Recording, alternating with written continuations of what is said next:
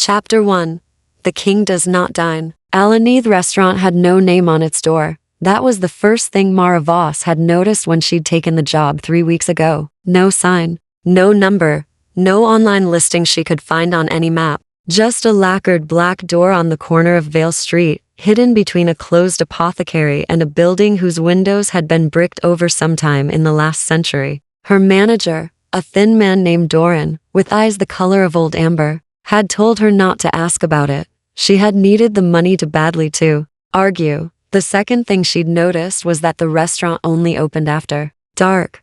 The third, and the one she should have fled from immediately, was that none of the guests ever seemed to eat. Tonight, the dining room hummed with a low, dangerous elegance. Crystal chandeliers threw fractured light across white tablecloths and the dark suited figures seated beneath them. Mara moved between tables with the practiced invisibility of a woman who had spent years learning how not to be seen. Her feet ached. Her lower back had been sending quiet warnings all evening, a slow, creeping pressure she was trying very hard to ignore. She was 26 weeks along, and the child inside her moved like a secret she hadn't yet decided how to keep. She refilled wine glasses with a deep burgundy liquid that was not, she was increasingly certain, wine. Table 9 was the one she had been told to avoid. Never approach Table 9 unless you are summoned, Doran had said on her first night, his amber eyes holding hers with an intensity that had felt less like instruction and more like prophecy. And if you are summoned, do not look directly at him. She had assumed him referred to a difficult patron,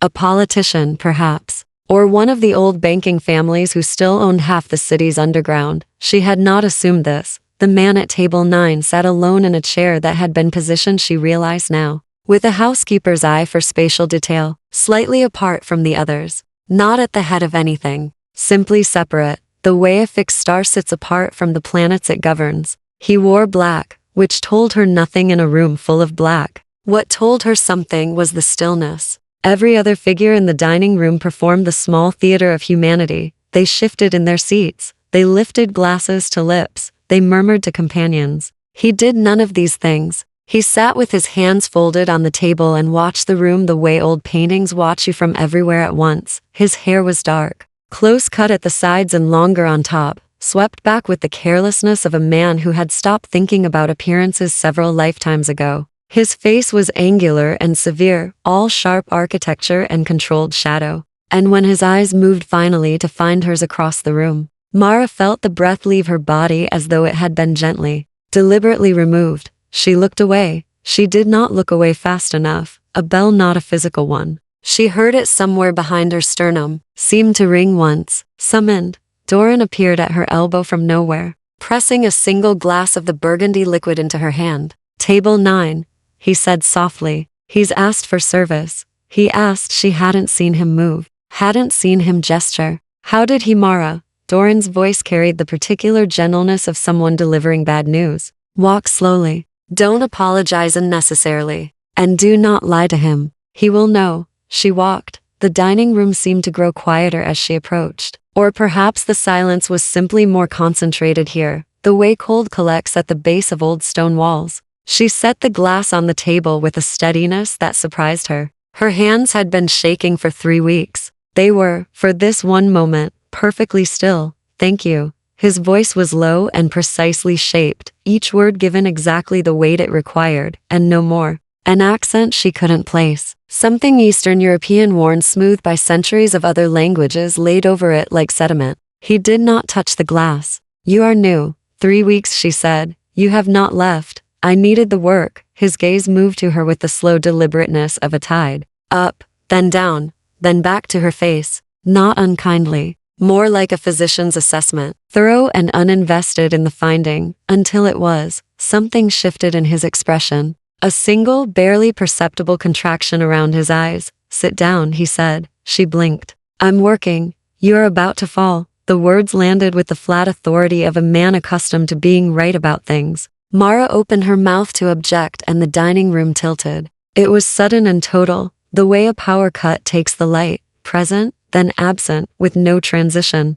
The tray in her hand dropped. The black and white floor rushed upward. She was aware, distantly, of the sound her knees made against the marble, and then of a hand, cool, impossibly steady, catching the back of her head before it could meet the same fate. Silence collapsed over the room like a held breath. She was on her knees, her palms flat against the cold floor, and the man from table 9 was crouched beside her. He had moved without sound, without the displacement of air. That movement requires one hand curved at the base of her skull and the other resting, very lightly, against her rounded abdomen, not holding, not pressing, simply present, as if he had placed his hand there, and the child inside her had gone still in recognition. The whole restaurant stared into the silence. He leaned close enough that she could feel the cool displacement of his breath against her ear, and said 4 words so quietly that no one else in the room could possibly have heard them. She heard them, her eyes filled with tears she did not understand. The gasps began a half-second later,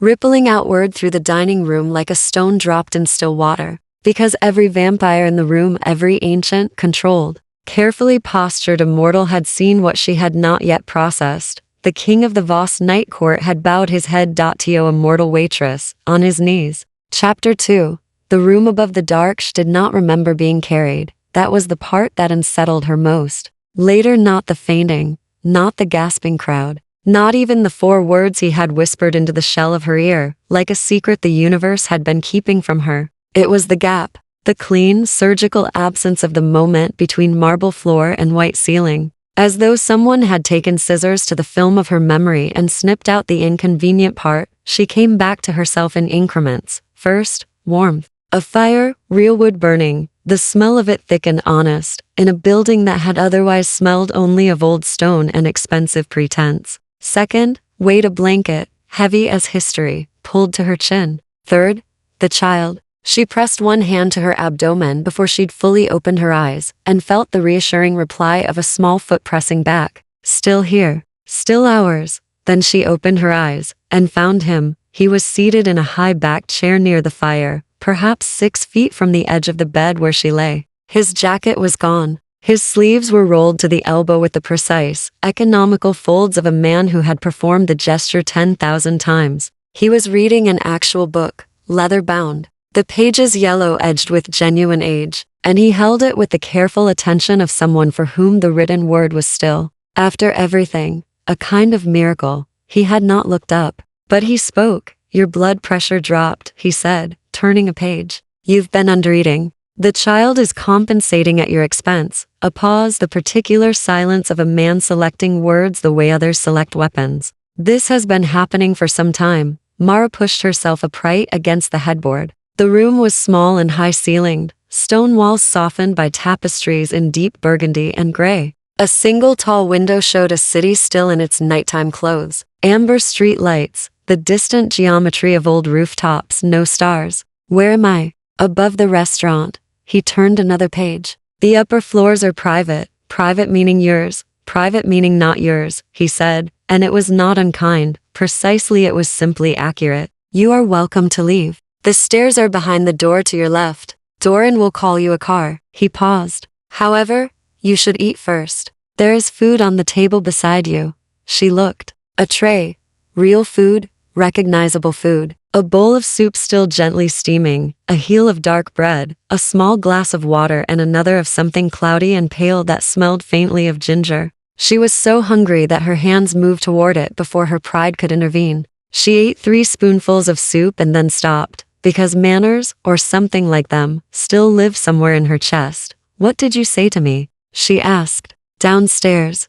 He closed the book, looked at her for the first time since she'd woken, and she felt again that quality of his attention, total, unhurried, the gaze of something that had learned long ago that patience was not a virtue, but a simple fact of existence. Eat first. That's not an answer. No, he agreed. It is a condition. She ate. She hated that she ate, hated the efficiency of it, hated that her body sided with him so completely, the soup warming her from the sternum outward, like an argument she couldn't refute. When the bowl was half empty and the bread was gone, she set the spoon down and looked at him squarely. He said, I said that you are under the protection of this house. The fire crackled. Outside, a distant car moved through rain she hadn't noticed, beginning to fall. You don't know me, Mara said carefully. I know enough. He stood, the motion fluid and automatic. The standing up of a man whose body had never once protested the request and moved to the window, his back to her now, hands clasped behind him.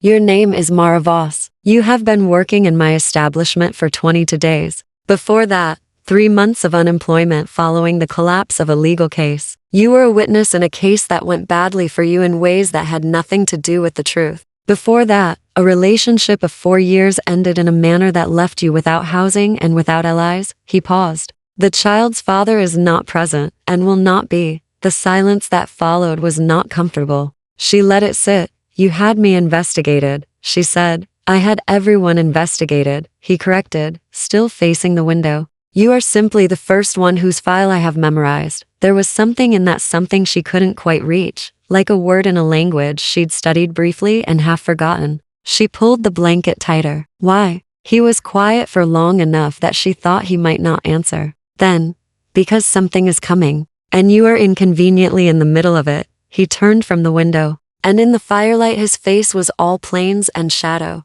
severe and ancient and carrying something underneath. The control that she recognized with a bone-deep familiarity she had no right to feel.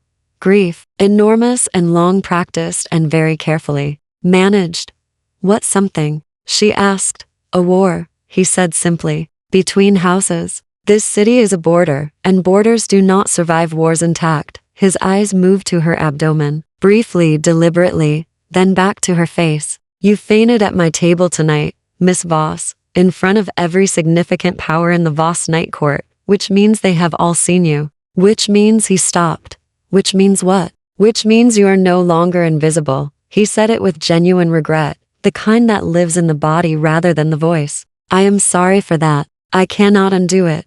Mara looked at this impossible, ancient, firelit man, this king who had bowed his head to her on a public floor and felt the particular vertigo of a woman whose life had just changed shape again without her permission. What's your name? She asked. He seemed briefly surprised, as though the question was one he hadn't been asked in a very long time. Calum, he said. Calum Voss. Voss, she repeated. Like the court, he confirmed. Like the city's old name. Before your people changed it, something crossed his face. There and gone, quick as a candle in wind. The name is a long story.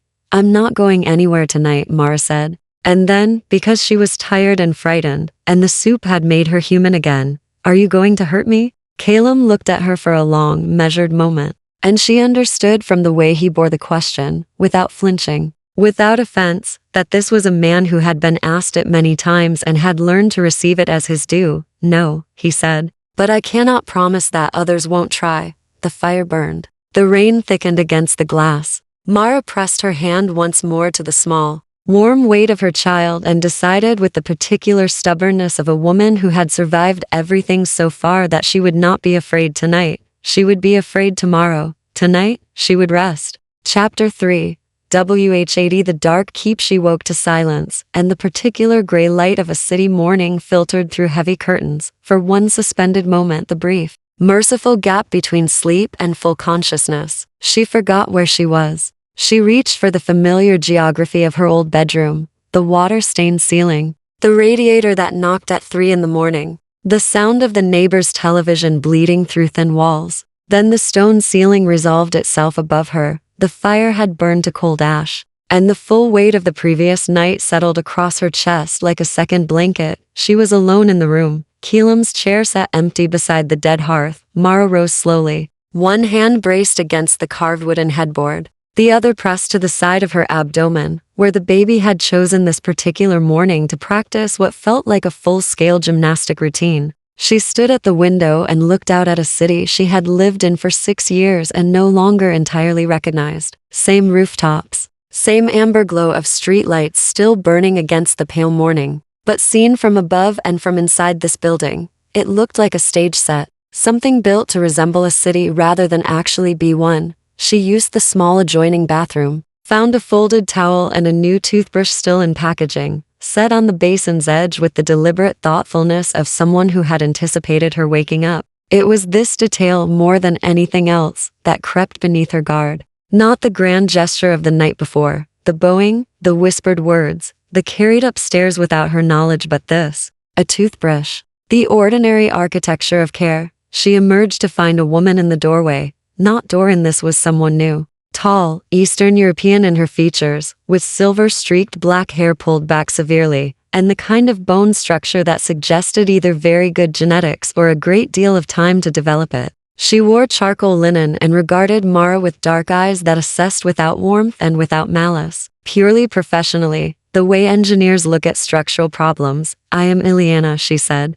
"I manage the upper house. There is breakfast in the eastern sitting room, if you will follow me." "Where is?" Mara stopped, felt suddenly uncertain about using his name, as though it were a currency she hadn't yet established the right to spend. "Where is the man from last night?" "Resting," Ileana said, with a finality that closed the question like a door. Mara followed her through a corridor she hadn't seen the night before. Stone underfoot. The walls hung with paintings dark enough that their subjects were more suggested than shown. She caught fragments, a forest, a moonrise, the pale shape of a face in three-quarter profile that she looked at for too long and had to deliberately pull her gaze from. The corridor turned twice and opened into a sitting room that faced east, flooded now with the thin, honest light of a November morning. The table held bread and fruit and soft cheese and tea still steaming. Real food again. Thoughtful food. Mara sat and ate and watched Ileana move through the room with the efficiency of someone who had been performing this function for longer than the furniture had been fashionable. "He sleeps during the day," Mara said, when the silence had grown specific enough to mean something. Ileana looked up from the writing desk where she'd opened a leather-bound ledger. Her expression didn't change. "Most of the house does. All of them. The ones who matter." Mara looked at her tea. "The wine they serve downstairs. It isn't wine." This was the moment. She understood later, when Ileana made her decision about her. Not based on the question itself, but on the manner of its asking. Flat, direct, entirely without the performance of surprise or horror that a woman in denial would have offered. Ileana closed the ledger. "No," she said. "It is not, is it?" Mara stopped. Constructed the sentence differently. "Does it come from people who consented to give it?" Something moved through Ileana's face. Not quite respect, more like the recalibration that happens when a set of expectations meets a reality that doesn't match it. "There are laws," she said carefully, "governing how the houses feed. In the Voss court, those laws are enforced. In others," she paused, choosing the space where the rest of the sentence would have gone. "Other courts are less precise." Mara turned this over, examining it the way she'd once examined legal documents for the gaps between what they said and what they meant. "He said a war is coming. He should not have told you that. He also bowed to me in front of his entire court." She met Ileana's eyes. "I suspect he does a number of things he shouldn't." A beat of silence. And then, quiet as a thread of smoke, the very edges of Ileana's mouth moved. It wasn't quite a smile. It was the ghost of one, visible only because the face it crossed was so thoroughly unaccustomed to the expression. "He has not taken a meal in 11 days, Ileana said. It came out with the controlled calm of information delivered against better judgment. "He will not say why. He reads until dawn and then sleeps past midday, which he has not done in 30 years. He sent 3 of his senior court members away last week without explanation. And last night," she stopped. "Last night he knelt," Mara finished, publicly. Ileana's voice was very quiet now. "In front of the ancients. You do not understand what that means. In our world, Miss Voss, a king does not kneel. Not for politics. Not for treaties." She looked at Mara with those steady, assessing dark eyes. "Only for one thing." Mara's hand found her abdomen without her consciously deciding to move it. The baby shifted a long, slow roll, like something surfacing from deep water. "What thing?" she asked, but Ileana had closed the ledger and straightened her linen, and composed herself back into professional opacity. The moment of candor sealed shut as precisely as a wound cauterized. "You should rest this afternoon," she said instead, "and stay away from the western wing." "Why?" "Because the western wing is where he sleeps," Ileana said, moving toward the door. "And because you are already curious enough. I would prefer not to accelerate the problem." She left. Mara sat alone in the eastern light with her tea growing cold, and the city spread below her, and the slow, gathering certainty that the life she had been carefully, quietly attempting to construct from the wreckage of all her previous ones had just been rebuilt around a different foundation entirely. She stayed away from the western wing for approximately 4 hours. Chapter 4. The language of still thinks. The western wing smelled of old paper and something underneath it, cool and mineral. Like stone after rain, like the inside of a place that had never quite forgotten being underground. Mara told herself she was simply exploring, that it was practical. She needed to understand the building's layout, needed to know the exits, needed to think like a woman who had learned, at considerable personal cost, that knowing where the doors are is never a small thing. She told herself this with the particular conviction of someone constructing a reasonable excuse around an unreasonable impulse. And she followed the corridor west until it ended at a door that was not locked. She had expected locked. The unlocked door gave her pause in a way that a locked one never would have. A locked door was a wall. An unlocked door was a question. She pushed it open. The room beyond was a library, vast and dim. The curtains, drawn against the afternoon light with heavy blackout fabric that turned the space into its own, contained twilight. Shelves climbed every wall from floor to ceiling,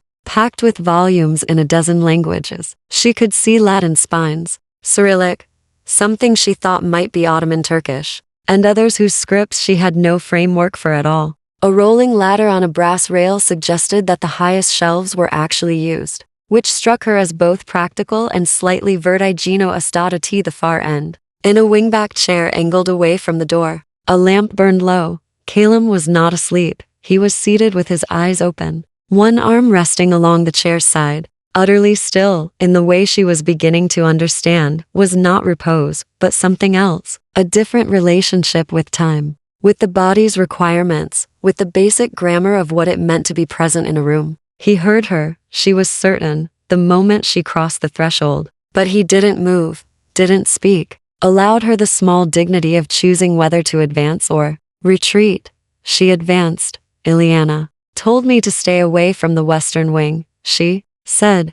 I know what Ileana told you. His voice was the same as the night before, low, precise, shaped by a century of other languages softening its edges. She tells everyone that. It is her primary management strategy. Mara stopped a careful distance from his chair, close enough to talk, far enough to mean something. She looked at the shelves nearest her, read a few spines without absorbing them. You're awake. I sleep lightly. I always have. A pause with texture in it. Before I became this. It was a characteristic that caused my mother considerable distress. She believed that men who slept lightly were men whose consciences prevented rest. He said it without particular emphasis, the way people mention things they've thought about so long they've worn smooth. She wasn't wrong, as it turned out. Mara looked at him. In the lamplight, the severity of his face was softened marginally, or perhaps she was simply growing accustomed to it, the way eyes adjust to a particular quality of dark. How long ago was that? Your mother. The pause this time was longer. Long enough that the country she lived in no longer exists. Long enough that the language she spoke to me in is considered a dead one by your scholars. He finally turned his head to look at her, slowly, the way someone turns toward a light source they've been resisting. Long enough that I sometimes have difficulty remembering the precise sound of her voice. Though I remember, he added quietly, that it was kind. Mara sat down. Not in the nearest chair that would have felt like a claim, but on a low wooden stool near a shelf of maps, positioned so the lamp reached them both equally. I'm sorry, she said. And because she was constitutionally unable to offer sympathy without accompanying honesty, I lost my mother when I was 19. It's been 7 years, and I still sometimes reach for the phone to call her. Something in his face changed. Not dramatically. He was not a man of dramatic expressions, but in the small musculature around his eyes, a shift occurred that she was learning to read the way you learn to read weather. What was her name? Petra, Mara said. She was a teacher. Secondary school literature. She could quote half of Keats from memory and burned every meal she ever attempted, without exception, and she laughed. She stopped. Felt the familiar architecture of the grief, the way it still occasionally rose without warning. She laughed like she meant it, all the way to the end. Silence settled between them, but it was a different quality of silence than before. Less armored. Her name was Ravika, Calum said, after a moment. My mother. She made bread on Sundays and kept a garden that was, by any objective measure, the most ambitious and least successful garden in the province. Something moved through his voice, impossibly faint, but present, like a thread of warmth in cold water. She also sang, not well, with great commitment. Mara felt the corner of her mouth move. Those are the best singers. She would have agreed with you. He looked back at the middle distance. She would have agreed with you about a number of things, I suspect. The lamp burned steadily. From somewhere deep in the building came the sound of movement, the house beginning to wake with the retreating afternoon light, the subtle shift of a place inhabited by those who belong to the dark. What did you whisper to me? Mara asked. She'd been building toward it since she walked in, not ambushing him with it, but carrying it at a patient angle, waiting for the room to be ready. Last night, you said for words. He was quiet for long enough that she thought she'd miscalculated. Then, I said, the child is protected. He met her eyes, and his gaze was direct and carefully undefended, the gaze of a man who had decided, in the interval since the night before, that a particular kind of honesty was owed, because she is. Whatever else happens, whatever comes for this city, for this house, I have made an oath. Mara's breath caught. You made an oath to a woman you'd never spoken to. I made an oath to a child who has not yet had the opportunity to choose her own dangers. Something moved briefly across his face, that deep, managed grief she'd seen the night before. I know what it is to be born into a war that was already old before you arrived. I will not permit it again if I have the means to prevent it. Mara looked at this ancient, careful, quietly devastated man and understood with the clarity that sometimes arrives only in strange rooms and failing light that whatever he was carrying, he had been carrying it alone for a very long time.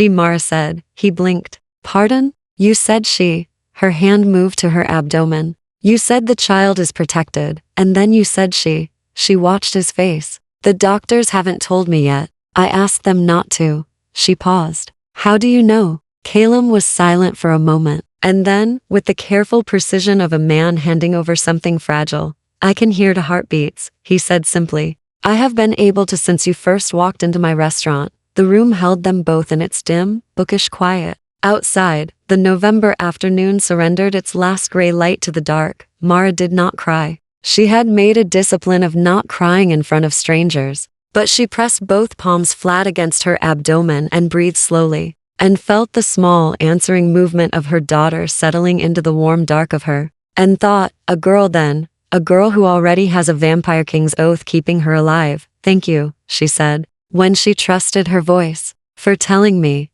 Thank you. He replied quietly, for coming to find me. Most people, when told to stay away from the Western Wing, stay away from the Western Wing, she finished. The ghost of something crossed his face there and gone, quick as light through water. Not quite a smile. Something older and more tentative than a smile. Something that hadn't been used in long enough that it moved uncertainly. Like a door long closed, swinging open on stiff hinges. It was, Mara thought, the most human thing she had seen in this inhuman place. She stayed until the lamp burned low, and neither of them ran out of careful, truthful things to say. Chapter 5.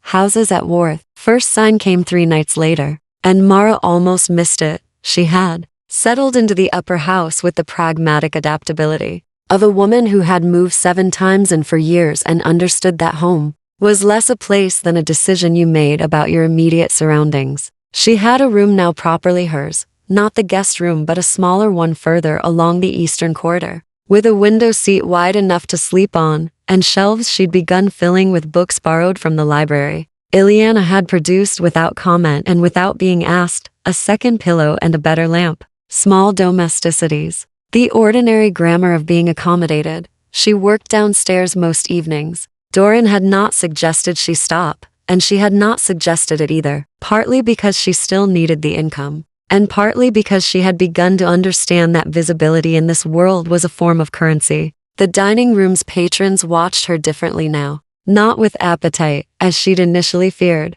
but with something more complex. Calculation, reassessment, the careful attention of people revising a set of assumptions. She was marked. She understood that, but marked by Calum Voss carried its own specific weight. And she had begun to move through the restaurant with the particular composure of a woman learning the rules of a game she'd been placed in without consent. She and Calum spoke every evening. In the library in the hour before the restaurant opened, they had developed, without formally deciding to, a kind of ritual. She brought real tea, from a tin Ileana had sourced from somewhere, and he sat in his wingback chair and she sat on her stool. And they talked about things that were not the war and not the houses, and not whatever dark mathematics were being calculated in the city's hidden corners. They talked about books, about the particular cruelty of certain 19th century winters, about what her daughter's name might be, a conversation Mara had not had with anyone else, and which she offered to him tentatively, like an open hand, and he received with a seriousness that made her throat ache. He was still not feeding.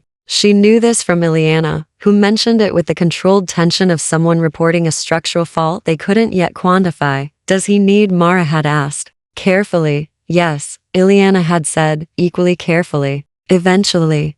What happens if he doesn't? Ileana had looked at her with those steady, dark eyes. He becomes less careful, she'd said. And he is only safe because he is very, very careful. The first sign came on a Tuesday late. When the restaurant had emptied and Mara was restocking the back bar with bottles she was increasingly comfortable handling, now that she'd accepted what they contained. She heard it before she saw it, a sound from the street outside that didn't belong, not urban, not mechanical, nothing she could categorize with the taxonomy of ordinary city noise. It was low and resonant and gone almost immediately, like a bell struck once underwater. Then every candle in the dining room went out simultaneously, not flickering, not guttering, out as though a single enormous breath had moved through the space, invisible and purposeful. Snuffing each flame with deliberate precision, Mara stood very still in the absolute dark. Do not move, Keelam's voice came from directly behind her. She had not heard him descend, had not heard him cross the room.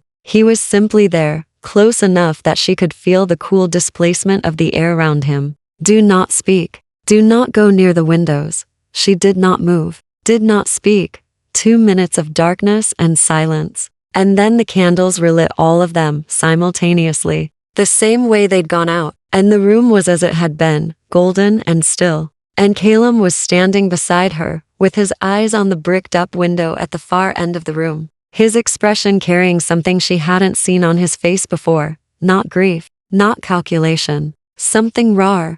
What was that? She asked. He was quiet for a long moment. Then, a signal, from the Ashvane court. He said it the way you say the name of a wound, the word shaped around the specific soreness of it. They have been watching this building. For how long? Since you fainted in my dining room. He finally looked at her. I had hoped the watching would remain passive. It appears it has not. Mara thought about the night in the library, about the word war and the shape he'd given it. Not a future possibility, but a present fact being managed from a distance. Tell me about the Ashvane court, she said. He looked at her for a long moment, assessing not her trustworthiness. She understood now, but his own readiness. Then he said, come upstairs, in the library, with the fire rebuilt, and the city dark and rain-soaked below them. He told her, there were 7 houses in this country, he said, each governing a territory defined not by geography, but by bloodline, the ancient vampire families who had established dominion over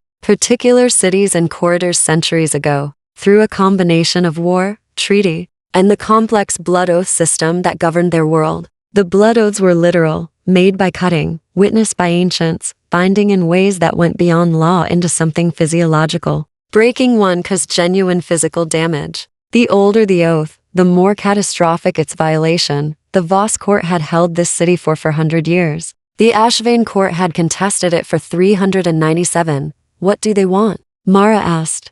Currently? Calum set down his untouched glass of burgundy. They want to destabilize this house, publicly, cleanly, using the Night Court's own laws against me. His jaw tightened. I have been called to answer a tribunal, a formal challenge to my right to offer protection to a human outside the established feeding contracts. Mara stared at him. Because of me. Because of what I did, he corrected quietly. The kneeling, the oath. In Night Court law, what I did that evening carries specific implications. He paused. A king's public oath to Immortal is not common. There is precedent for it, but that precedent requires formal registration with the Council of Ancients. I did not obtain prior sanction because... He stopped. Because you didn't plan it, Mara said. He looked at her with an expression she had no name for, yet too complicated for the vocabulary she'd had before this week. No, he said. I did not plan it.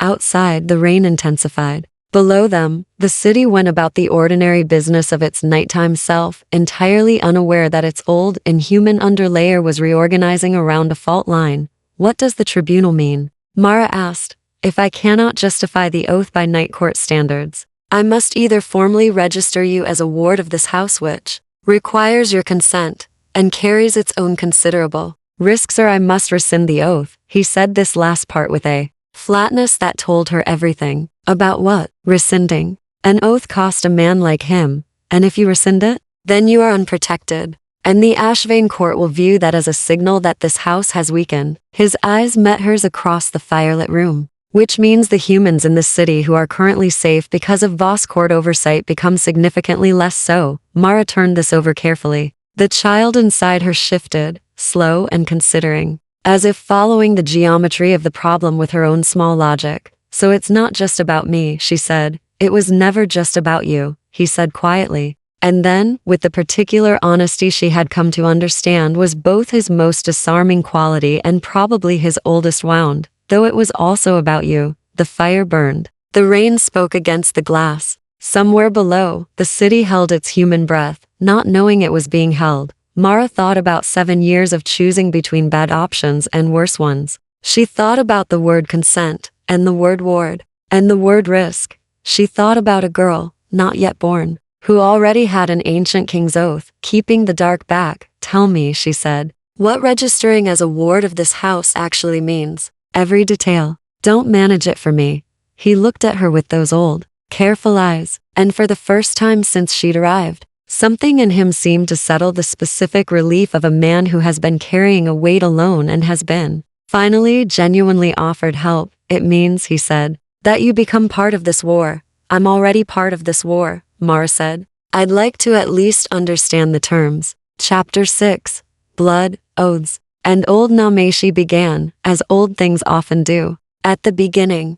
Not his beginning. That, he said, was a longer story than the night had room for, but the beginning of the houses, which was also, in the way that all origin stories eventually are, a story about a wound that never fully closed. 1200 years ago, Calum said, there were no houses. There were only wanderers, solitary, territorial, ungoverned, feeding by force, by ambush, by the simple arithmetic of power over the powerless. He said it without flinching, the way a physician names a disease, clinically, because accuracy matters more than comfort. We were, in those centuries, precisely what your folklore made us, monsters with elegant table manners. Mara sat with her tea cooling between her palms. What changed? A woman, he said, and then at her expression, they usually do, her name, he told her, was Sable, not her birth name, which had been lost, but the name given to her by the others who came after. For the color of her hair and the quality of her judgment,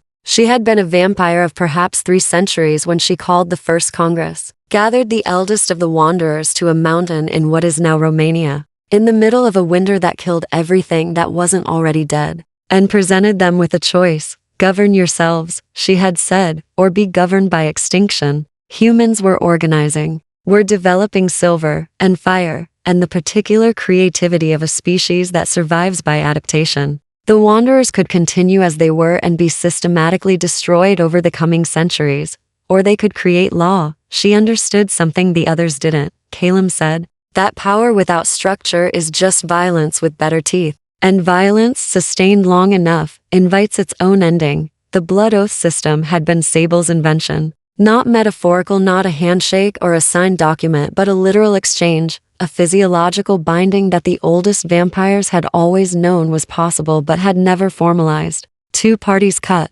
blood mingled in the presence of witnesses. The oath spoken. The binding took hold at the cellular level. He said this with the blunt factuality of someone describing weather patterns, and its violation caused genuine physical damage, proportional to the oath's age and the severity of its breaking.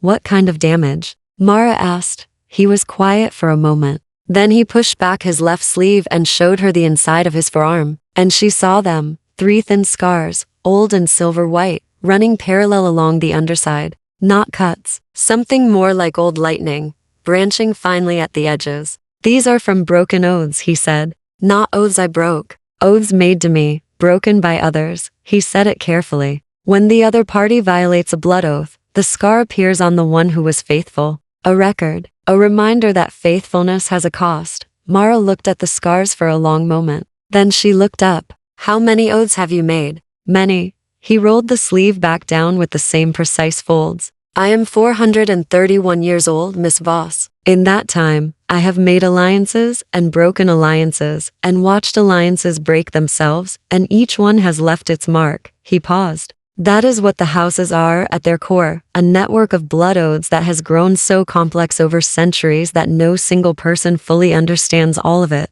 including me. I understand my portion. The Ashvane court understands theirs. The gaps between our understandings are where wars begin, and where does my oath fit into all of this? Mara asked. He stood and moved to his desk. A massive dark wood structure along the north wall. Buried under papers and leather folios and removed from a locked drawer, a document so old that she could see from across the room that the paper had gone the color of old skin. He set it on the low table between them, and did not unfold it. There is a precedent, he said, that I had not thought about in perhaps 200 years. A law made by the original Congress, Sable's Law. One of the first that governs the relationship between a house and what the old language calls Illumini. He said the word as though it still carried the weight of the original tongue. The closest translation is Immortal of significance. Someone whose life intersects with vampire politics in a way that creates genuine consequence. Consequence, Mara repeated. You collapsed at the table of the Voss Night Court King, he said quietly,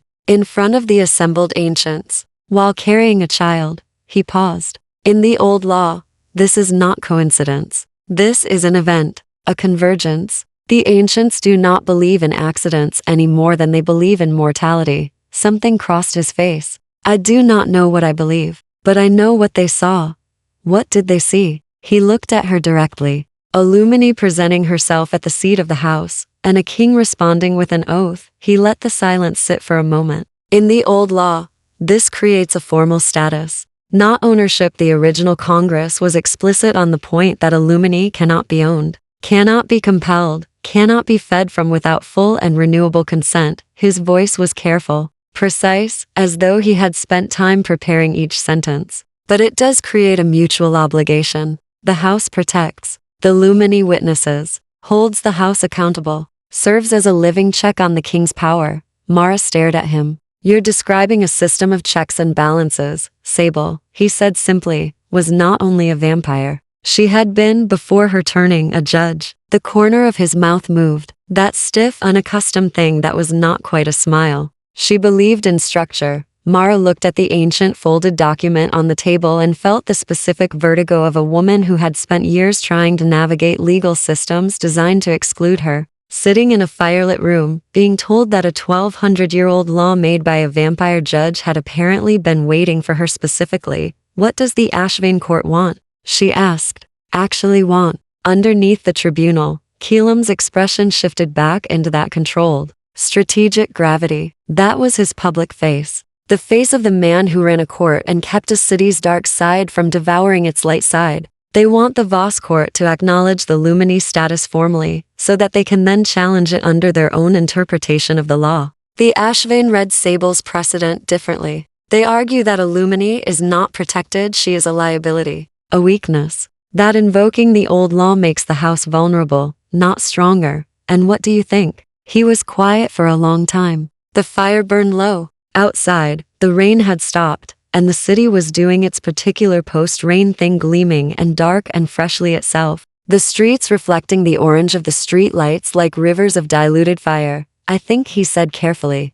that the Ashvane court has been wrong about most things for 300 years, and I see no reason to grant them accuracy now. He looked at her. I think that strength is not the absence of attachment. I think that a house with something worth protecting fights differently than a house that is only protecting itself. He had been alone. Mara understood suddenly, completely, the way understanding sometimes arrives for a very long time. Not alone in the building, not alone in the court, alone in the specific way of a person whose position requires them to be. The last line, always, between something precious and something dangerous. Who has held that position so long that they have forgotten how to stand beside rather than in front. She thought about being the witness, the check, the person who holds the house accountable. She thought about what it meant to be needed, not as a body to protect, but as a presence to answer to. All right, she said. He blinked. All right.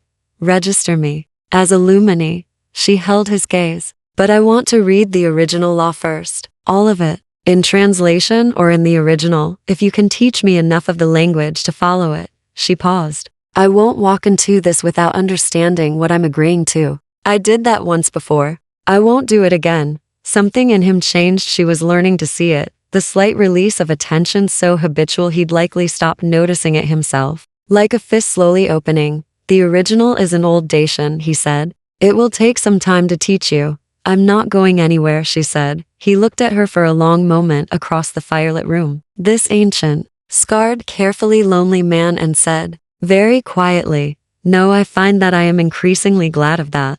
Chapter 7. The siege of Vale Street attack came on a Thursday, which struck Mara afterward as deeply unsuitable. Attacks of consequence, she felt, ought to announce themselves with more atmospheric preparation. A Sunday, perhaps, or the particular witching hour silence of a Wednesday at 3 in the morning, not Thursday at 10:47 in the evening. While she was sitting cross-legged on her window seat, attempting to decode old Dacian verb conjugations from a handwritten lexicon Calum had produced from somewhere in the library's deeper geography, with a cup of chamomile tea and her daughter performing what felt like an interpretive dance against her lower ribs, the first indication was the building's lights, not all of them this time, not the clean, simultaneous extinction of the dining room candles. Instead, a pulse. A single rhythmic dimming that moved through the upper floors like a slow heartbeat, 3 times, then stopped. Mara had been in the building long enough to understand that its electrical behavior was not always strictly physical.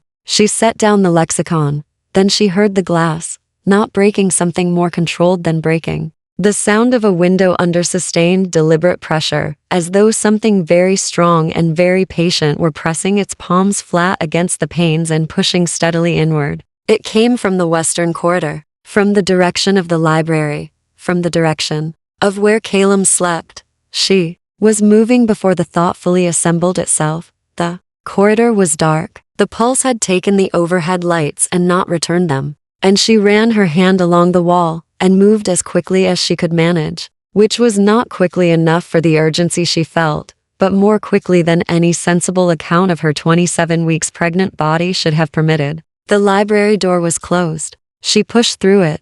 The curtains on the far window were moving, not from wind. The window was intact. She could see that, but the blackout fabric billowed inward in a slow, rhythmic motion, as though the glass itself were breathing. And Calum was awake, standing in the center of the room, with his back to her, completely still. His attention fixed on the window with the focused intensity of a man calculating distances and odds. Stay behind me, he said. How many? She asked, a pause surprised, she thought, by the question's practicality. 4, possibly 5. Ashvane Court, judging by their signal frequency. His voice was entirely controlled. They are attempting a threshold breach. The building has blood oath wards they cannot simply enter. But if they sustain the pressure long enough, how long do the wards hold? At this force? 20 minutes. Perhaps less. Mara looked around the library with the rapid, systematic inventory of a woman who had worked in 14 different buildings over 10 years of difficult employment and had therefore developed an instinctive spatial awareness of whatever room she was in. Shelves, desk, fire low but burning. The tall iron candlestands Ileana kept positioned near the reading chairs. The cabinet along the north wall that she'd never seen opened. The brass rail of the rolling ladder. Do they have physical vulnerabilities? She asked. Specific ones, not folklore, actual ones. He glanced at her over his shoulder. Silver disrupts the blood oath network, causes pain, disorientation. Sufficient concentrated light causes genuine damage. Running water breaks the threshold pressure technique because it interrupts. He stopped. Why are you asking me this as though you have a plan? Because I have a plan, she said. Where does Ileana keep the silver service? The dining room sideboard, and the UV sanitizing lamp? The one in the kitchen for the glassware? He turned fully now, looking at her with an expression that was equal parts astonishment and something she couldn't name yet. Something that moved through his face like the first sign of a shift in weather. You found the kitchen inventory. I worked in restaurants for 6 years, Mara said. I always find the kitchen inventory. Does the UV lamp have a portable setting? Yes, but it requires a generator. I saw one in the basement storeroom. She was already moving toward the door. Calum, the silver and the lamp. Give me 8 minutes, She did not wait for his permission. What followed was 8 of the most focused minutes of her life, which, given the competition, was considerable. She went to the dining room first, moving in the dim emergency lighting that had flickered on along the floor-level wall strips, and removed from the sideboard the silver serving tray, the 6 silver candlesticks, and a heavy ornamental bowl that she estimated weighed close to 4 pounds. She carried them into trips to the base of the library, stairs, then the kitchen, finding the UV lamp in its cabinet with the muscle memory efficiency of someone who had spent years locating things in unfamiliar commercial kitchens, and the extension cable coiled behind it, down to the basement, where the generator sat under a canvas cover. She'd watched Doran start it once, when a power surge had taken the building's main supply, and she started it the same way. Now, fuel valve choke, pull cord, 3 attempts before it caught, and the hum filled the small space with the honest, mechanical smell of something real working. Back upstairs with the lamp and the cable, Calum was at the library door when she arrived. He looked at the silver items, at the lamp, at the cable trailing behind her, and something crossed his face that she filed away for later examination. Too layered for immediate processing. Too important to ignore. He helped without being asked. Together they positioned the silver candlesticks along the windows in her sill. The reflective surface amplifies disruption, he said, arranging them with practiced precision. And she understood that he'd done things like this before, in other sieges, in other centuries. Though perhaps not with a pregnant woman handing him silver candlesticks like a surgical nurse. The heavy bowl went against the door's lower frame. The tray was propped against the window glass itself, silver face outward. The UV lamp she positioned on a tripod of library books, 3 large volumes of sufficient height angled at the window at a 40-degree elevation that Calum adjusted without comment,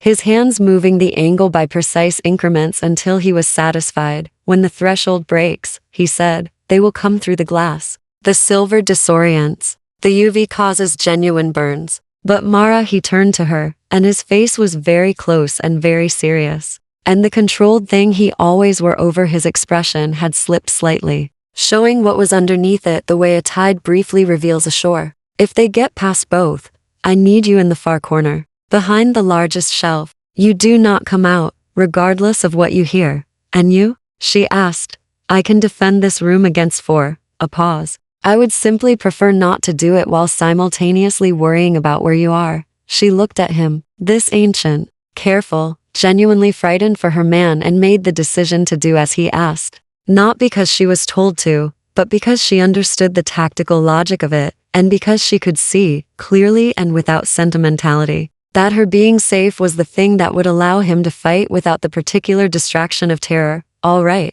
she said. All right, he echoed. And then, with the abruptness of someone acting before they can rescind the decision, he took her hand. Not dramatically. No raised knuckles. No theatrical pressure. Simply took it in both of his, cool and deliberate, and held it for 4 seconds exactly. The way you hold something you are about to set down somewhere safe. Then the window shattered. The UV lamp blazed on its book tower tripod. Automatic trigger from the threshold breach, which he had rigged in the seconds while she was positioning the tray, and the silver exploded with reflected light, and the sound from the other side of the glass was neither human nor animal, but something older and angrier than both. Mara went to the corner. Behind the largest shelf, she pressed her back to the stone wall, both hands flat on her abdomen, her daughter absolutely still inside her, as though she too understood that this was a moment requiring concentration. And she listened to the sounds of Calum Voss defending his library, methodical,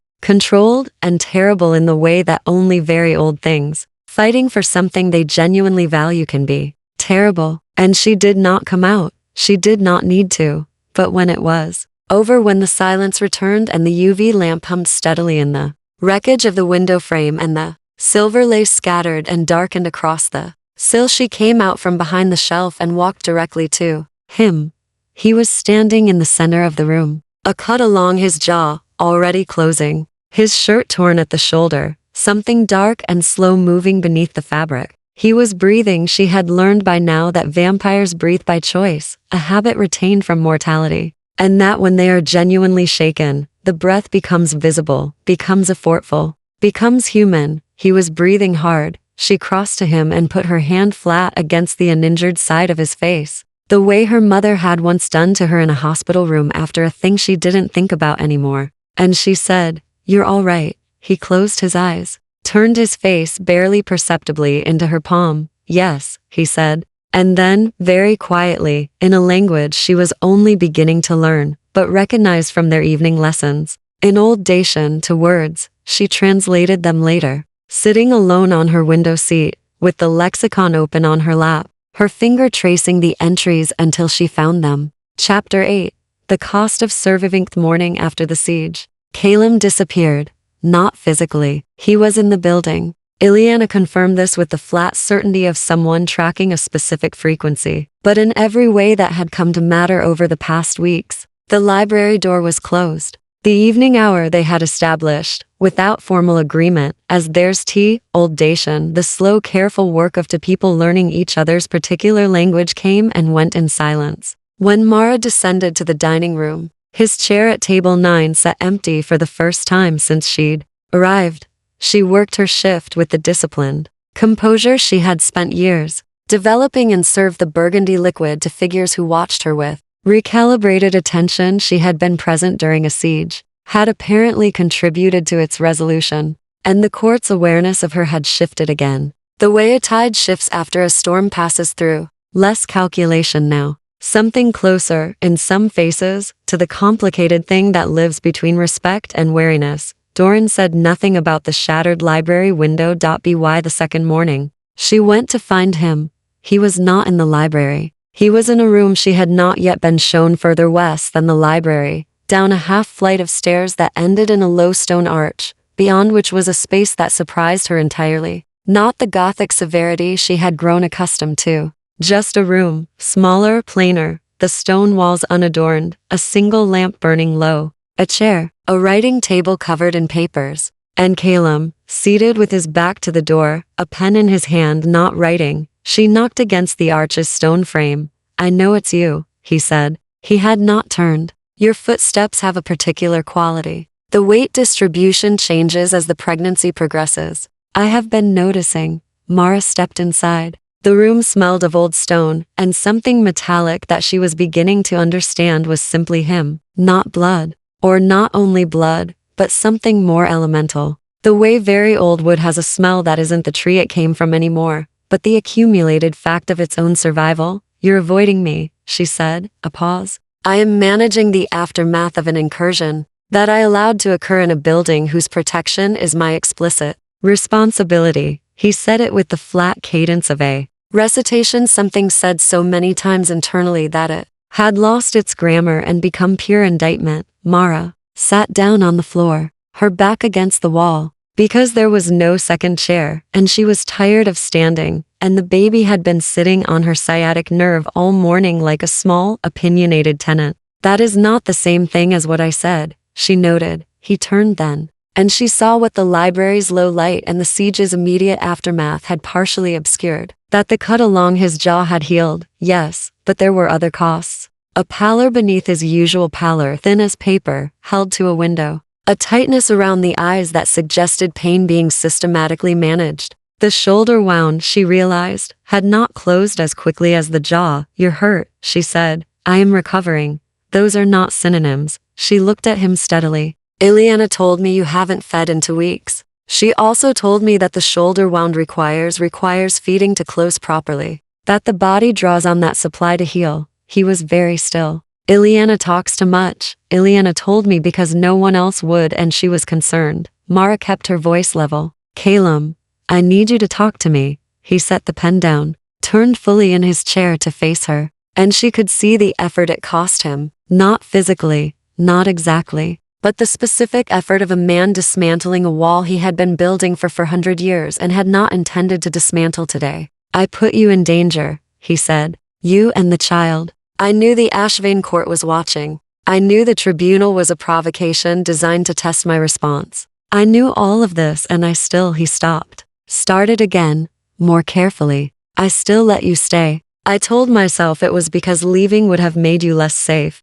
And that was true. But it was not the only truth." What was the other truth? The lamp burned between them. Somewhere above, the building was going about its quiet daytime business. Ileana's measured footsteps, The distant sound of Doran at his ledgers. The particular settling sound of old stone adjusting to temperature. I did not want you to leave, he said. Simply, completely, without the management he usually applied to vulnerable statements. And that purely personal, strategically irrational want compromise my judgment. You built a weapons system out of silverware and a kitchen lamp while 4 Ashvane court members were breaching my wards. Something moved through his face. You could have been killed. I wasn't. You could have been. Calum. She waited until he met her eyes. I have been in danger before. Not this kind of danger, not vampires and blood oaths and century-old feuds, but danger nonetheless. I lost my home, my mother. A pregnancy before this one, in circumstances I don't discuss. She said it steadily, each word placed with care.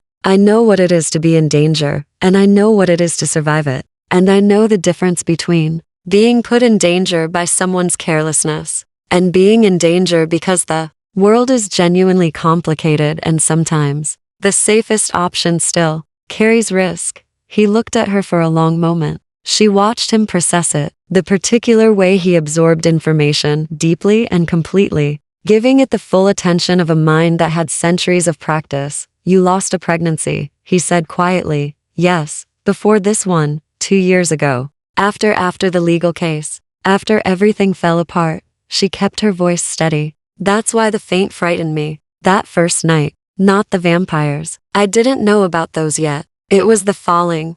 The darkness. I have been frightened every day of this pregnancy that she won't, that something will. She stopped. He was out of his chair before she'd finished the sentence. Not dramatically, but he crossed the room and sat on the floor beside her, his back against the same wall, close enough that the cool of him was tangible against the warmth of her arm. And she understood that he had chosen the floor specifically, chosen her level specifically, because he was a man who had once knelt in public for a reason and did not perform gestures. He didn't mean, she is strong, he said. I have been listening. Every night. Her heartbeat is extraordinary. Steady and precise and furious, honestly. As though she is already offended by delays. Something broke open in Mara's chest, small and warm and absolutely overwhelming. She pressed the back of her hand to her mouth for a moment. Breathed. She takes after me. Obviously, he said. And the not quite smile was there again. Better than before. Less stiff. More genuine. Worn in by the last several weeks of careful practice. They sat in silence for a while. The comfortable kind. The kind that doesn't require filling. Mara thought about what he'd said. I did not want you to leave. She turned it over the way you turn over something you found in the dark, feeling its edges before you decide what it is. The tribunal, she said eventually. When is it? 5 days. And your shoulder. He said nothing. Calum. If you go to the tribunal weekend, the Ashvane court will see it. You said yourself they're looking for cracks. She turned her head to look at him. He was looking at the lamp. There are humans in this city who have feeding contracts with the Voss court. Consensual ones. You explain the law. Can you not? I cannot. He said it with a flatness that contained its own explanation. For anyone who listened carefully enough, she listened carefully. Why not? A long pause. The lamp flickered once. Because since you arrived, he said, very quietly, I find that I have no appetite for anything that is not. He stopped. Reconstructed. The old law has a term for it. The Dacian word is sitora. It describes the state of vampire enders when the blood sense fixes on a particular person. Not desire. Not compulsion. Something older than both. A recognition. He still didn't look at her. I cannot feed from the contracted donors because my body will not accept what it does not consider sustaining. It is profoundly inconvenient, he added, with the controlled understatement of a man describing an avalanche as unfortunate weather. The room was very quiet. Mara thought about consent, and ancient laws and the word recognition, and the precise way he had held her hand before the window, shattered for seconds. Careful as a promise. You're starving, she said. Because of me. I am inconvenienced, he corrected, with enormous dignity. That's the same thing. She looked at him, this ancient, injured, profoundly stubborn man sitting on the floor of a small stone room, because she was on the floor and he would not be above her, and felt something shift in her chest that she did not name, because naming it felt like a step she needed to approach with the same care she'd applied to everything else in this building, carefully, eyes open, on her own terms. Tell me about Sitora, she said. All of it. Every rule. He finally looked at her, and what was in his face was too complex and too honest and too old for any single word she owned. It is, he said slowly. A very long conversation. I know, Mara said. I'm not going anywhere. Outside, the November city went about its daylight business, entirely unaware that in a small stone room beneath one of its oldest buildings, something was being told the truth for the first time in centuries. Chapter 9. WH8 Immortals know that immortals forget 5 days before the tribunal became, improbably, the quietest of Mara's time in the building. Not silent, the house had its rhythms, its nocturnal hum of court business conducted in rooms she still didn't have access to, Ileana's precise footsteps, Doran's murmured telephone conversations in the corridor that she had learned to interpret as a kind of barometer. When Doran's voice stayed low and steady, the world outside was manageable. When it dropped to something barely above breath, she paid closer attention to where the exits were. For 5 days, Doran's voice stayed low and steady, and every evening, Calum came to find her, not always in the library. That was the shift, the new thing. He came to wherever she was, the window seat where she did her old Dacian work, the small sitting room where she'd taken to eating dinner with the eastern light replaced now by candlelight and the reliable dark of November evenings. Once, memorably, the kitchen, where she had taken it upon herself to attempt proper bread, because the baby had decided bread was the only thing worth existing for,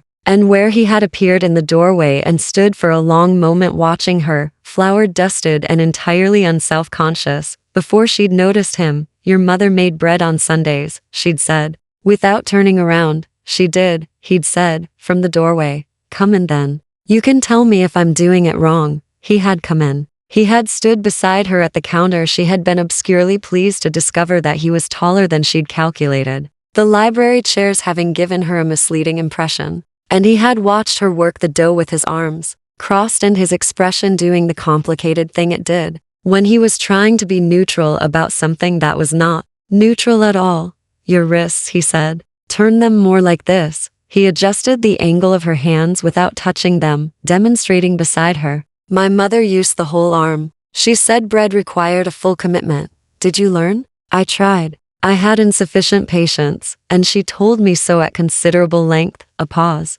I was approximately 23 years old, and I believed patience was a quality that would develop naturally with maturity. He looked at the dough. I was wrong about many things at 23. Everyone is, Mara said. That's what 23 is for. He had stayed while the bread proved, sitting at the kitchen table, with an old Dacian grammar text she'd left there, reading it with the expression of a man revisiting a language he'd spoken natively, and finding it strange to see it rendered systematic and academic. He corrected 3 of her margin notes without being asked, and added 2 new vocabulary glosses in his precise, angular handwriting, and they had talked until the timer sounded and the kitchen filled with the honest, irreducible smell of baked bread. And she had watched him close his eyes briefly, one single unguarded moment, and breathe it in. This was what she was learning, what 400 years takes away and what it leaves intact. Time. She understood now, did not make the ancient vampires less, it made them differently textured. The surface emotions became managed, yes, performed naturalness replaced genuine impulse, and control became so habitual it was almost indistinguishable from the real thing. But underneath the management, everything that had been there at the beginning was still there, preserved with terrible fidelity, the way cold preserves. The grief over his mother, the 23-year-old who had been wrong about patience, the man who had made blood oaths and worn their violation on his skin for centuries, and kept making oaths anyway, because faithfulness was not a strategy for him, but simply a fact of his construction. She taught him, in those 5 days, without intending to teach him anything. She taught him by eating breakfast with genuine appetite and describing the precise hierarchy of what the baby was currently willing to tolerate. Bread, yes. Anything with strong seasoning, absolutely not. Oranges, inexplicably and passionately desired at 3 in the morning. She taught him by reading aloud from whatever she was reading when he appeared, not stopping because he'd arrived, but simply shifting to include him, and watching him settle into listening, with the specific quality of attention he brought to books, total, generous, as though the text deserved the full weight of his considerable mind. She taught him by arguing with him. This was, she discovered, the thing he was most unaccustomed to. Not disagreement, his court disagreed with him carefully, within established parameters, but genuine argument, the kind where both people care about the answer and neither is performing deference. They argued about Sable's original Congress and whether its blood oath system was elegant law or brilliant coercion dressed as consent. They argued about whether the Lumini precedent was a protection or a categorization, and whether the distinction mattered when the outcome was the same. They argued about the tribunal, its purpose, its likely tactics, how to frame the Lumini registration in language that used the Ashvane court's own interpretation of the law against itself. You would have been an extraordinary advocate, he said one evening. In the middle of one of these arguments, with the slightly surprised tone of a man discovering something he hadn't expected. I was going to be a lawyer, she said. Before everything, she kept her voice even. Before the case, before the testimony, before I discovered that being right and being believed are not the same thing in rooms controlled by people with reasons to prefer the wrong version. He was quiet for a moment. Tell me about the case. She had not told anyone the full version since it had happened, had parceled out fragments to concerned friends, partial truths to her solicitor, managed summaries to the 3 therapists she'd seen in the aftermath and then stopped seeing when the money ran out. She told Calum the whole of it, not bravely, not with the narrative arc of someone who has processed and emerged. She told it messily and non-linearly, the way truth actually lives in the body. And he listened with the total attention that was his most reliable gift, interrupting only once to ask a clarifying question, and otherwise simply receiving it. When she finished,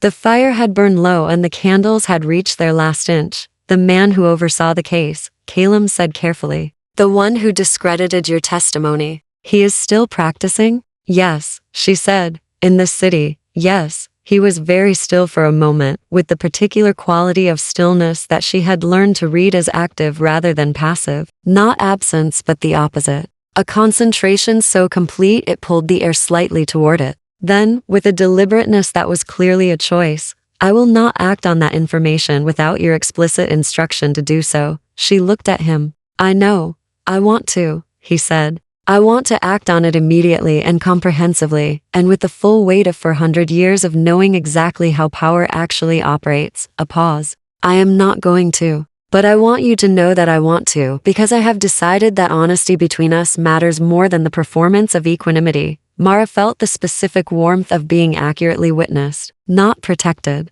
not managed, not handled with the careful minimization of her experience that well-meaning people often applied to women who had been through difficult things. Simply seen. The full version, the true version, received without flinching and without reframing. Thank you, she said, for not acting on it. Thank you, he replied, for trusting me with it. On the 4th evening, she asked about Situra again. They had circled it since the stone room conversation, approached it, acknowledged its presence, moved away with the mutual tact of 2 people respecting a boundary they hadn't formally established. What does it feel like? She asked. From inside it, he considered the question with the seriousness it deserved. Like a compass, he said finally. The needle was always moving before. Now it is still. It points in one direction and it does not waver, and the stillness is simultaneously the most peaceful and the most terrifying thing I have experienced in for centuries. He looked at her. Does that make sense?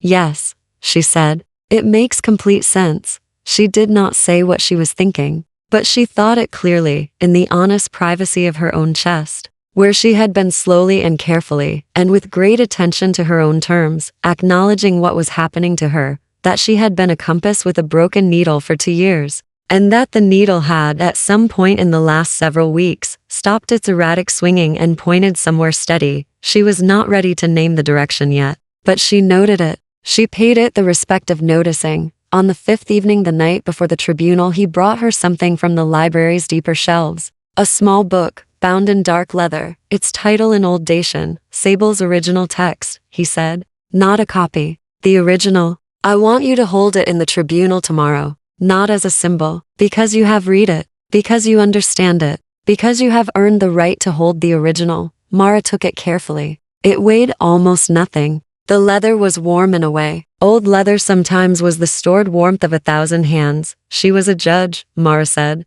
Sable. She was the best legal mind I have ever encountered, Calum said. In 1200 years of subsequent encounters, Mara ran her thumb along the spine, felt her daughter shift along. Slow movement of recognition, or perhaps just comfort. The child rearranging herself in the warm dark, the way people rearrange themselves in a chair they've decided to stay in. Then let's go honor her work, Mara said. He looked at her across the candlelit room. This ancient, patient, carefully mended man, and the not-quite smile arrived with a confidence it hadn't had before. More practice now, more genuinely his. Yes, he said. Let's. Chapter 10. The court remembers WH80. The king forgot the council of ancients convened in a room that had no business existing beneath a city street, Mara had imagined. During the 5 days of preparation, something gothic and theatrical, vaulted stone, torch sconces, the deliberate architecture of intimidation. What she found instead was something far more unsettling, a circular chamber, perfectly proportioned, its walls lined with pale marble that held the cold the way good stone holds silence. No ornament, no unnecessary shadow. 7 chairs arranged in a precise arc, each occupied by a figure, so still they seemed less like people than the suggestion of people. Outlines cut from the dark and given just enough substance to hold a form. 7 ancients. The oldest living vampires in this country. The Ashvane delegation stood to the left of the chamber's center, 3 figures in charcoal gray. Their court's colors, led by a woman whose name Mara had learned from Keelam's briefing, Vashti Ashvane, 480 years old, with a face of sculpted patience and eyes the color of old ice. She looked at Mara once, with the assessing precision of a chess player examining a piece she had not expected to find on the board, and then looked at Keelam with something that was not quite contempt, more like the long-practiced disappointment of someone who had been expecting an opponent to make exactly this mistake. Keelam stood at the chamber's center. Mara stood beside him, not behind. Beside. This had been the first and only argument they'd had about the tribunal's logistics, conducted at 7 in the morning over bread and tea with the focused efficiency of 2 people who understood they had limited time and irreconcilable opening positions. He had suggested she stand slightly behind him, for sightlines, he'd said, for the court's visual reading of the configuration. She had looked at him with the particular flatness she reserved for proposals that sounded tactical but were actually protective. The Lumini stands beside the king, she'd said. That's what Sable's text specifies, word for word. I read it in the original. He had been quiet for a moment. Then, you are correct. I know, she'd said. And that had been that. Now, in the chamber, holding Sable's original text against her abdomen with both hands, she felt the baby settle into a stillness that matched the room's. Watchful, present, waiting. Vashti Ashvane spoke first. She spoke in the old formal tongue of the night court, Old Dacian, with ceremonial inflections Mara had not yet learned, and one of the ancients translated each statement into contemporary language with the flat, unhurried efficiency of someone who had been performing this function for an extremely long time. The challenge, as translated, was elegant, almost admirable in its construction. The Voss court king had invoked the Lumini precedent publicly, without prior sanction, before witnesses. The Ashvane court did not dispute the precedent's existence. They disputed its application. A Lumini, their interpretation held, must present of her own will, cognizant of what she is, seeking the court's protection. A woman who fainted at a table and was thereafter housed in the king's residence could not be said to have presented voluntarily. The oath, therefore, was coerced by circumstance, and a coerced oath under night court law was here. Vashti's voice carried the particular music of someone delivering a prepared verdict. Void, silence, one of the ancients, the eldest, a figure so old that stillness had become the dominant fact of him, turned his gaze to Keelam. The Voss court may respond. Keelam opened his mouth. Mara stepped forward. The chamber reacted, not loudly, not with the gasps of the restaurant crowd, but in the precise, contained way of a room full of people accustomed to controlling their responses and countering something they had not prepared a response for. Vashti Ashvane's chin lifted a fraction. The eldest ancient's eyes moved to Mara with an attention so complete it was almost physical. I would like to respond, Mara said, if the court permits. A pause. The eldest ancient, whose name Keelam had told her was Orin, and who had been present at Sable's original Congress, which meant he was over 1,200 years old and had seen everything worth seeing at least twice, tilted his head by perhaps 2 degrees. The Lumini may speak, he said. Mara held Sable's text forward, so the chamber could see it. The Ashvane court's interpretation rests on a specific reading of the word volunas in the original Dacian, the clause governing willful presentation. She had spent 3 evenings on this paragraph alone, working through it word by word with Calum until she understood not just the translation, but the legislative intent behind each phrase. They read volundas as meaning prior deliberation, conscious choice made in advance, free of circumstance. She opened the text to the marked page. But Sable's usage of voluntas throughout the original Congress transcripts is consistent. It means uncoerced ongoing consent, not the conditions of arrival, the quality of continued presence. She let that sit. I arrived here in difficult circumstances, she said. I stayed by choice. I consented to registration by choice. I am standing in this chamber by choice. She closed the text. The Ashvane interpretation would make the Lumini precedent inaccessible to any mortal in crisis, which is precisely the population it was designed to protect. I don't believe that is what Sable intended. I believe the original text supports that reading, and I am prepared to walk through every relevant passage if the court wishes to examine them. Silence again. Longer this time. Oren looked at her with 1,200 years of accumulated assessment. Then he looked at Calum. Then he looked at Mara again. You have read the original, he said. Not a question. Yes, in Dacian. Imperfectly, she said. But yes. Something moved through Oren's face. The ancient, enormous equivalent of what she had learned to read in Calum's face as the not-quite smile. An internal shift. The recalibration of a very old thing encountering something it had not expected. He turned to the Ashvane delegation. The council will deliberate. The deliberation took 11 minutes. The ruling was unanimous. The Lumini registration stood. The Ashvane challenge was dismissed. The Voss court's protection of Mara Voss and her unborn daughter was formally recorded in the council's archive. Binding under Night Court law, inviolable by any subsequent challenge on the same grounds, Vashti Ashvane left without speaking. Her 2 colleagues followed. The door of the marble chamber closed behind them with the sound of something finished. Calum turned to Mara. In the emptying chamber, the ancients withdrawing, with the silent deliberateness of tides, and looked at her with an expression she now had a full vocabulary for. She had assembled it word by word, over 5 weeks of careful, honest, mutually terrifying proximity, relief, the particular helplessness of a man who has just watched someone he loves do something magnificent. You didn't need me at all, he said quietly. I needed you to teach me the language, she said. That's not the same as not needing you. That's just a different kind of needing. He was very still. Mara. I know, she said. I know what Situra means. I know what the compass means. She held his gaze. I need you to understand that I am not going to disappear into your world because you have a legal claim on my protection, and because the feeling is mutual, and because I have been alone for long enough that my judgment about safety is sometimes compromised by relief. She said it clearly, without apology. I am going to walk into your world on my own terms, as a witness, as someone who holds you accountable, as someone who reads the original text and stands beside you, not behind you, and argues with you when you are wrong, which will be regularly. He looked at her for a long moment. I am 431 years old, he said. I have not been argued with regularly in approximately 2 centuries. I know, she said. You're overdue.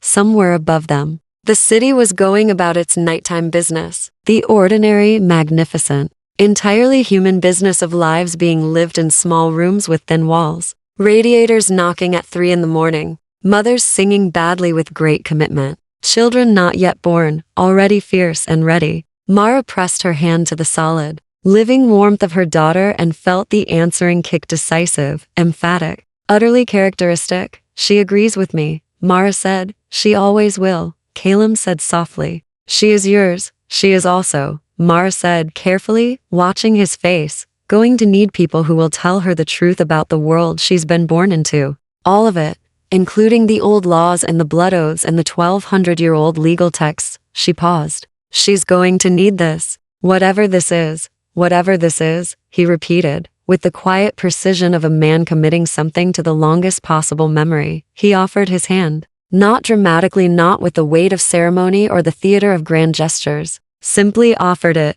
palm up, in the way you offer something that belongs to the other person and always has. She looked at it, thought about compasses, about needles that had stopped their frantic searching and found a direction they trusted. She took his hand. 3 months later, the houses fell quiet, not peacefully, not permanently, but with the particular exhausted silence of forces that have tested a boundary and found it unexpectedly solid. The Ashvane court withdrew its remaining operatives from the city. The Voss Night court resumed its governance with the subtle but legible shift of a body that has discovered it has a different kind of spine than it knew. Mara's daughter was born on a Tuesday, in a room above a restaurant with no name on its door, attended by Ileana, who turned out to have been a physician before a great many other things, and by a vampire king who sat beside the bed and held Mara's hand with the steadiness of a man who has decided that this, of everything he has survived, is what he has been surviving for. She named her Ravika Petra, old names, the names of women who had kept gardens and burned meals and laughed all the way to the end. The child had her mother's eyes, the particular quality of them,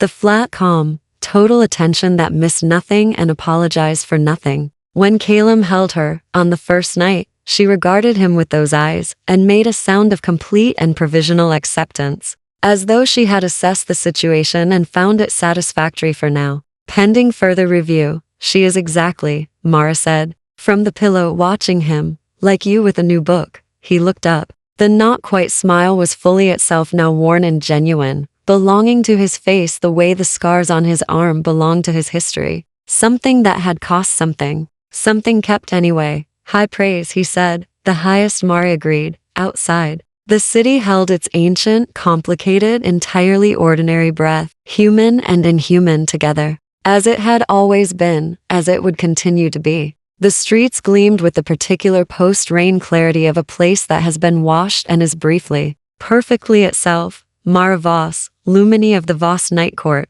closed her eyes, slept without fear, for the first time into years, and the houses, for now, were silent.